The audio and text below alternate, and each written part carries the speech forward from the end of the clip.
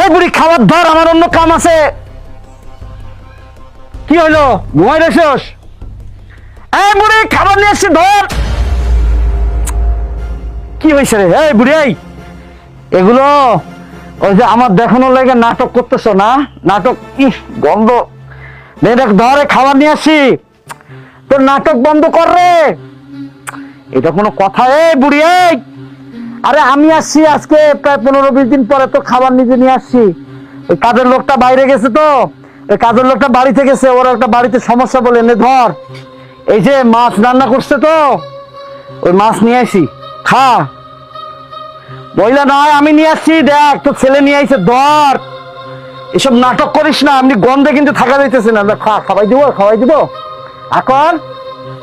এই বুড়ি, কি হইল? বুড়ি কি ঘুমাই রয়েছে নাকি? এই এই বুড়ি, এই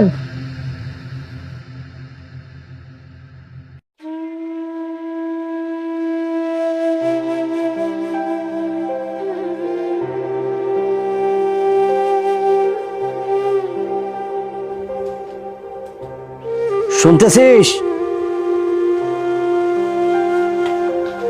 এই যে নাই, এই টানা টানা, এই টানা, আরে এদিকে আসো, আসো। কি অবস্থা? তুমি আমাকে এখানে ডাকতেছো কেন? এই গন্ধের মধ্যে কি থাকা যায়? শোনো, ডাকতেছি তো, বাইরে থেকে ডাকলাম।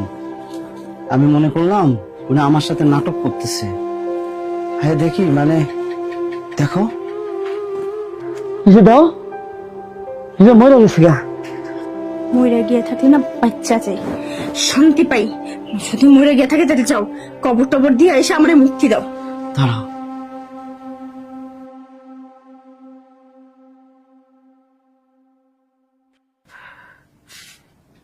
আমার ভিতরে যেন কেমন একটা করতেছে। হাজারো মা তো, হ্যাঁ কি হবে এখন, কি করব? আরে বয়স হইছে, বুড়া হইছে, মরে এমনি হয়ে যায়। আজকে মরলে মরবে, 2 দিন পরে মরলেও মরবে। তুমি এগুলো নিয়ে চিন্তা করো না তো, আমি লোকজন আনতেছি, চলো। দাঁড়াও, এই যে হাতে কি কাগজটা? দাঁড়াও,